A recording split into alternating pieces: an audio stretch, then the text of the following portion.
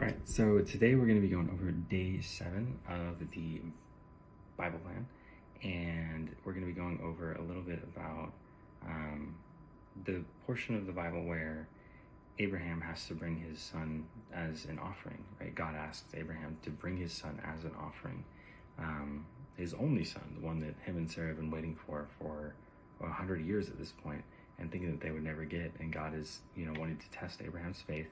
And it's a little bit of foreshadowing as well, because especially when he has Isaac carry the wood on his back and carry the knife himself, it's foreshadowing, Jesus Christ carrying the cross and God giving his only son as well as a sacrifice.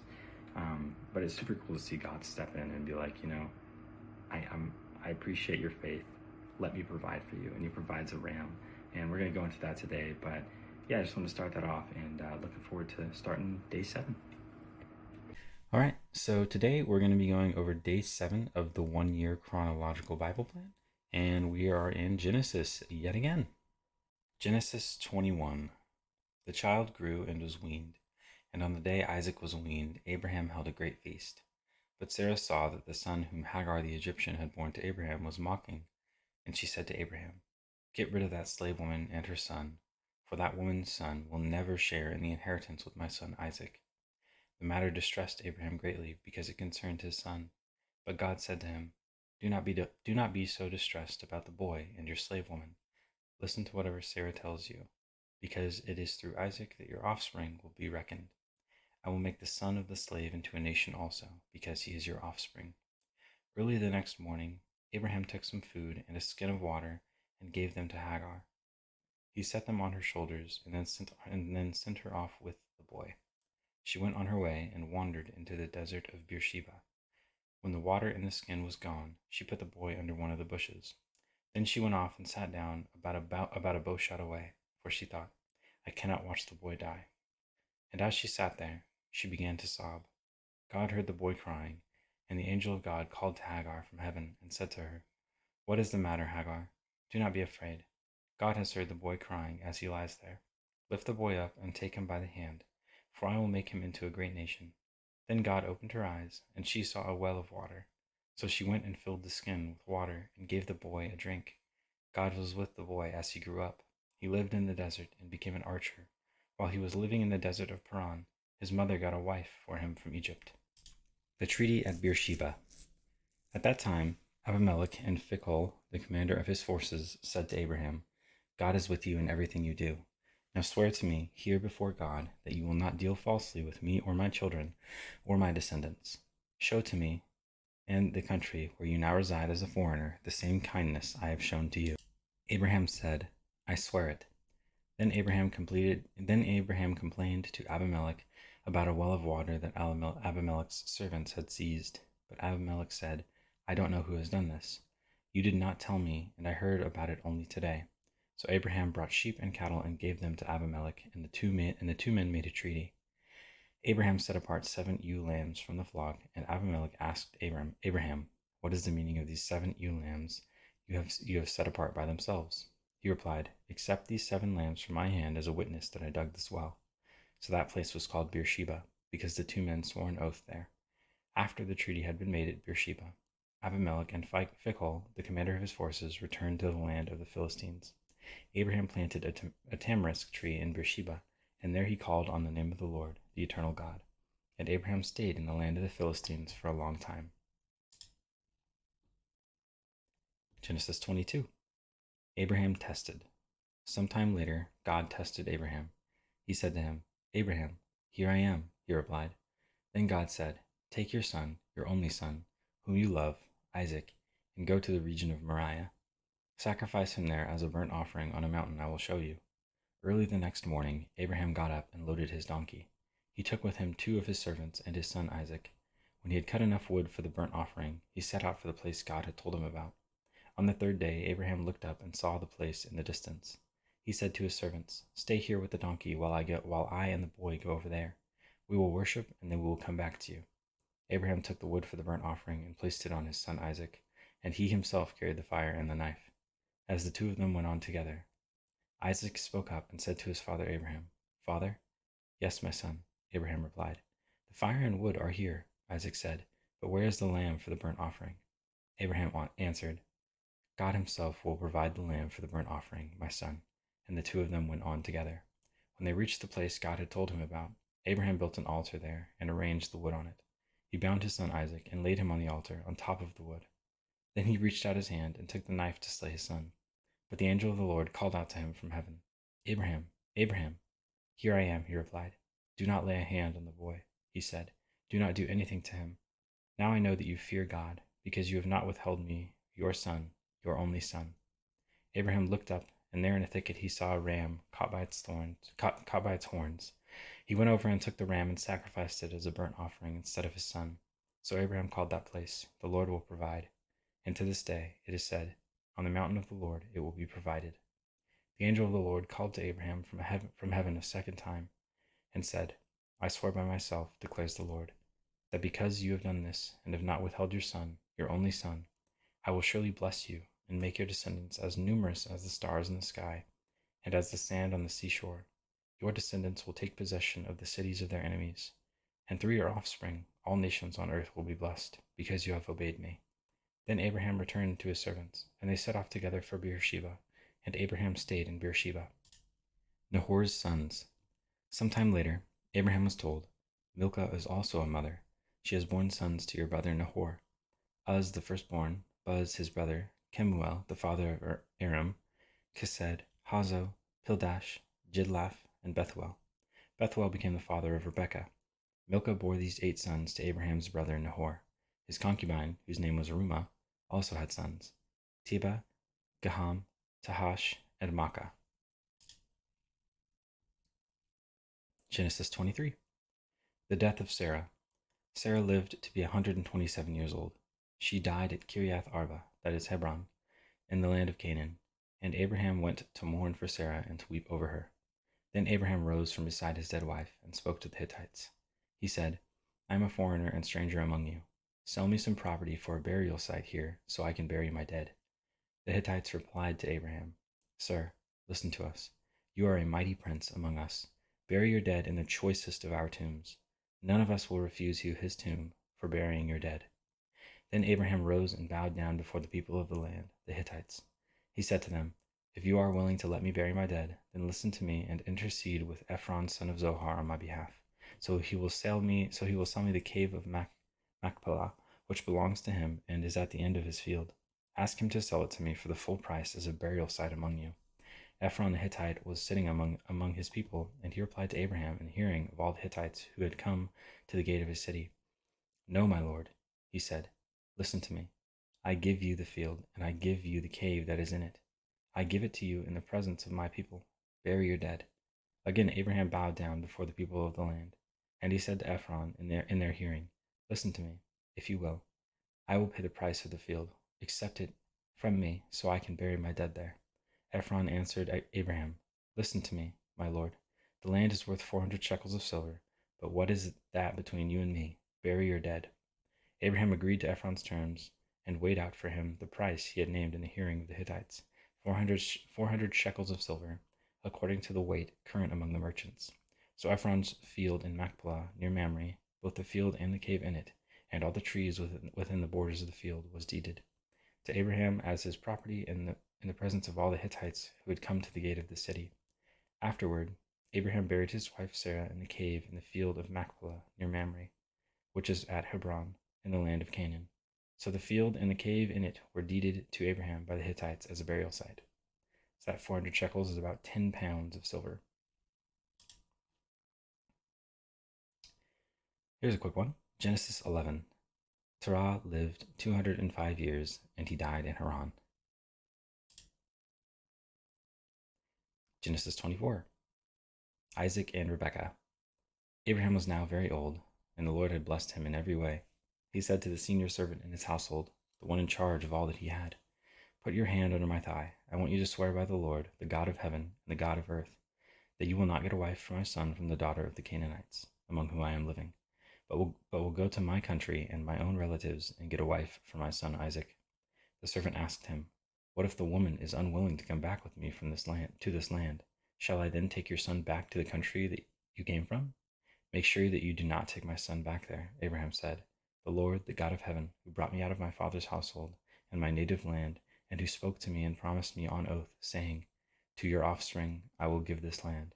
He will send his angel before you, so that you can get a wife for my son from there.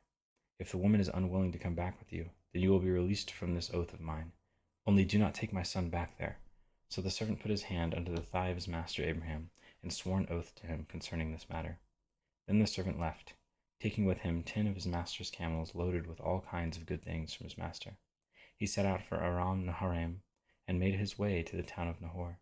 He had the camels kneel down near the well outside the town. It was toward evening, the time the women go out to draw water. Then he prayed, Lord, God of my master Abraham, make me successful today, and show kindness to my master Abraham. See, I am standing beside the spring, and the daughters of the townspeople are coming out to draw water. May it be that when I say to a young woman, please let down your jar, so that I may have a drink, and she says, drink, and I'll water your camels too, let her be the one you have chosen for your servant Isaac. By this I will know that you have shown kindness to my master. Before he had finished praying, Rebekah came out with her jar on her shoulder. She was the daughter of Bethuel, son of Milcah, who was the wife of Abraham's brother Nahor. The woman was very beautiful, a virgin. No man had ever slept with her. She went down to the spring, filled her jar, and came up again. The servant hurried to meet her and said, please give me a little water from your jar. Drink, my lord, she said, and quickly lowered the jar to her hands and gave him a drink. After she had given him a drink, she said, I'll draw water for your camels too, until they have had enough to drink. So she quickly emptied her jar into the trough, ran back to the well to draw more water, and drew enough for all his camels. Without saying a word, the man watched her closely to learn whether or not the Lord had made his journey successful. When the camels had finished drinking, the man took out a gold nose ring weighing a beka, and 2 gold bracelets weighing 10 shekels. So a beka is half an ounce of gold, and 10 shekels is 4 ounces of gold. Then he asked, whose daughter are you? Please tell me, is there room in your father's house for us to spend the night? She answered him, I am the daughter of Bethuel, the son that Milcah bore to Nahor. And she added, we have plenty of straw and fodder, as well as room for you to spend the night. Then the man bowed down and worshipped the Lord, saying, praise be to the Lord, the God of my master Abraham, who has not abandoned his kindness and faithfulness to my master. As for me, the Lord has led me on the journey to the house of my master's relatives. The young woman ran and told her mother's household about these things. Now Rebekah had a brother named Laban, and he hurried out to the man to the spring. As soon as he had seen the nose ring and the bracelets on his sister's arms, and had heard Rebekah tell what the man said to her, he went out to the man and found him standing by the camels near the spring. Come, you who are blessed by the Lord, he said, why are you standing out here? I have prepared the house and a place for the camels. So the man went to the house, and the camels were unloaded. Straw and fodder were brought for the camels, and water for him and his men to wash their feet. The food was set before him, but he said, I will not eat until I have told you what I have to say. Then tell us, Laban said. So he said, I am Abraham's servant. The Lord has blessed my master abundantly, and he has become wealthy. He has given him sheep and cattle, silver and gold, male and female servants, and camels and donkeys. My master's wife, Sarah, has borne him a son in her old age, and he has given him everything he owns. And my master made me swear an oath and said, you must not get a wife for my son from the daughters of the Canaanites, in whose land I live, but go to my father's family and to my own clan, and get a wife for my son. Then I asked my master, what if the woman will not come back with me? He replied, the Lord, before whom I have walked faithfully, will send his angel with you and make your journey a success, so that you can get a wife for my son from my own clan and from my father's family. You will be released from my oath if, when you go to my clan, they refuse to give her to you. Then you will be released from my oath. When I came to the spring today, I said, Lord, God of my master Abraham, if you will, please grant success to the journey on which I have come. See, I am standing beside this spring. If a young woman comes out to draw water, and I say to her, please let me drink a little water from your jar, and if she says to me, drink, and I'll draw water for your camels too, let her be the one the Lord has chosen for my master's son. Before I finish praying in my heart, Rebekah came out, with her jar on her shoulder. She went down to the spring and drew water, and I said to her, please give me a drink. She quickly lowered her jar from her shoulder and said, drink, and I'll water your camels too. So I drank, and she watered the camels also. I asked her, whose daughter are you? She said, the daughter of Bethuel, son of Nahor, whom Milcah bore to him. Then I put the ring in her nose and the bracelets on her arms, and I bowed down and worshipped the Lord. I praised the Lord, the God of my master Abraham, who had led me on the right road to get the granddaughter of my master's brother for his son. Now if you will show kindness and faithfulness to my master, tell me, and if not, tell me, so I may know which way to turn. Laban and Bethuel answered, This is from the Lord. We can say nothing to you, one way or the other. Here is Rebekah. Take her and go, and let her become the wife of your master's son, as the Lord has directed. When Abraham's servant heard what they said, he bowed down to the ground before the Lord. Then the servant brought out gold and silver jewelry, and articles of clothing, and gave them to Rebekah. He also gave costly gifts to her brother and to her mother. Then he and the men who were with him ate and drank and spent the night there. When they got up the next morning, he said, Send me on my way to my master. But her brother and her mother replied, let the young woman remain with us 10 days or so. Then you may go. But he said to them, Do not detain me. Now that the Lord has granted success to my journey, send me on my way so I may go to my master. Then they said, Let's call the young woman and ask her about it. So they called Rebekah and asked her, Will you go with this man? I will go, she said. So they sent their sister Rebekah on her way, along with her nurse and Abraham's servant and his men. And they blessed Rebekah and said to her, Our sister, may you increase to thousands upon thousands. May your offspring possess the cities of their enemies. Then Rebekah and her attendants got ready and mounted the camels and went back with the man. So the servant took Rebekah and left. Now Isaac had come from Beer Lahai Roi, for he was living in the Negev. He went out to the field one evening to meditate. As he looked up, he saw camels approaching. Rebekah also looked up and saw Isaac. She got down from her camel and asked her servant, Who is that man in the field coming to meet us? He is my master, the servant answered. So she took her veil and covered herself. Then the servant told Isaac all he had done. Isaac brought her into the tent of his mother Sarah, and he married Rebekah. So she became his wife, and he loved her. And Isaac was comforted after his mother's death. And that is day 7. Right, so that was day 7 of the Bible plan. And just like that, we went over, God providing for Abraham and Isaac for the sacrifice, and then also God providing a wife for Isaac as well when Abraham sent his servant to go find one for him. And I wanted to spend some time today also talking about something that we're doing as a church and that I'm doing as a part of the church that I attend. We're doing 21 days of prayer and fasting. We're actually on I guess this would be the 3rd day now. So we're 3 days into it, but 21 days of prayer and fasting we like to do in the beginning of the year, because if you're not familiar with fasting, it's really just fasting something in your life, whether it's food, whether it's TV, or whatever you find yourself really focusing a lot on during the day, and replacing that with time with God, right? And pressing in and stepping in deeper with God. And what that allows you to do is just really set your year up, right? That's why we do it at the beginning of the year, because it allows us to really set the pace for the year, knowing that we're spending the first 21 days of the year focusing on God, fasting things that are in the way, and really just pressing into God and learning more about God, leaning into Him, and helping them, and just having Him have His way in our lives. And so if you haven't done a fast before, I encourage it. It's not too late to start. I know we're 3 days in, but feel free to fast something. For me, I'm fasting any food until 6 p.m. So not eating anything before 6 p.m. and only having about 1 meal a day, and spending the time that I'm very hungry during lunch or anything like that, and my stomach's grumbling, just praying and reading the Word and pressing into God and just focusing on Him more. And that's one of the most important things about fasting is it's not enough to just give something up. It's whenever you think about doing that thing that you're giving up, you have to intentionally replace those thoughts with praying to God, or just leaning into God, reading your Word, and just really establishing that relationship. And it's all about like weakening your flesh and strengthening your spirit, because if our spirit's stronger than our flesh, it's going to help us have such an amazing walk with God, because our flesh isn't going to be dictating our decisions anymore. It's going to be our spirit, and our spirit is directly linked to God. So if you haven't fasted before, I highly encourage you to do it. It can be something small. It can be like, I fast social media or TV or something like that. But I highly encourage anybody that hasn't done a fast before, try it out, and you'll see wonders, especially if you do it in the beginning of the year.